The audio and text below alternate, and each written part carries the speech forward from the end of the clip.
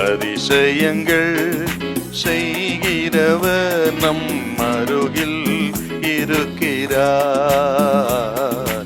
அற்புதங்கள் செய்கிறவர் என்றும் நமக்குள் வசிக்கிறார். ஆதியாகமம் நீங்கள் 32ஆம் அதிகாரத்துல நீங்கள் கடைசி 2 வசனத்தை கொஞ்சம் வாசிங்களேன். அவன் பெனியேலை கடந்து போகையில் சூரியன் உதயமாயிற்று. அவன் தொடை சுளுக்கினாலே நொண்டி நொண்டி நடந்தான்.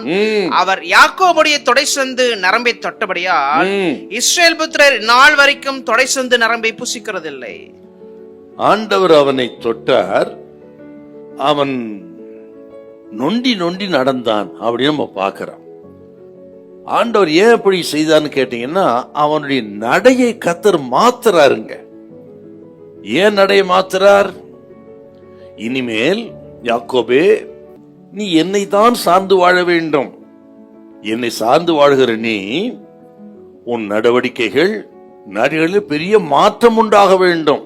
பழைய மனுஷனாக இருக்கப்படாது, பழைய யாக்கோபாகவே இருக்கக்கூடாது. நடைகளிலே வாழ்க்கையில பெரிய மாற்றம் இருக்க வேண்டும். என்னை சந்தித்து நீ, தூதர்களை சந்தித்து நீ, உன் வாழ்க்கையில மாற்றம் ஏற்பட வேண்டும். உன் நடவடிக்கையில் மாற்றம், பேச்சிலே மாற்றம், சிந்தனையில மாற்றம், இப்படி மாற்றம் ஏற்பட வேண்டும். நீ ஒரு மாறின மனுஷனாக இருக்க வேண்டும் என்று உணர்த்துவதற்காகத்தான் யாக்கோபின் நடை கத்த மாத்துறார். இது ஒரு அடையாளம். யாக்கோபின் வாழ்க்கையில யாக்கோபு கடந்த காலத்தை போல் இருக்கக்கூடாது. இனி எதிர்காலத்துல நடக்க வேண்டிய காரியங்கள் எல்லாம் அதுல இனி இஸ்ரவேலை போல் நடக்க வேண்டும் என்பதற்கு ஒரு அடையாளத்தை வைத்தார். அதுதான் அவன் நொண்டி நொண்டி நடந்தான். நம்ம வாழ்க்கையில் அநேக சந்தர்ப்பங்களிலே ஆண்டவர் சில அடையாளங்களை வைக்கிறார். எதுக்கு? எதிர்காலத்திலே இவைகளை நாம் சிந்தித்து நமது நடவடிக்கைகளை நடக்கையை சீர்படுத்திக் கொள்ள வேண்டும். அதுல மாற்றம் இருக்கணும். பழைய மனுஷனாகவே பழைய நடவடிக்கை இருக்கக்கூடாது. இப்படி யாக்கோபின் வாழ்க்கையில பெரிய மாற்றம் உடனடியே நடக்கலனாலும், இப்படி மாறி மாறி அவர் வாழ்ந்தாலும் கூட ஆண்டவர் யாக்கோபை கைவிடவில்லை. யாக்கோபோடு கூடவே இருந்தார். அடிக்கடி தடமாறும் பொழுது, தடுமாறும் பொழுதெல்லாம் உணர்த்தினார், நடத்தினார், சீர்படுத்தினார்.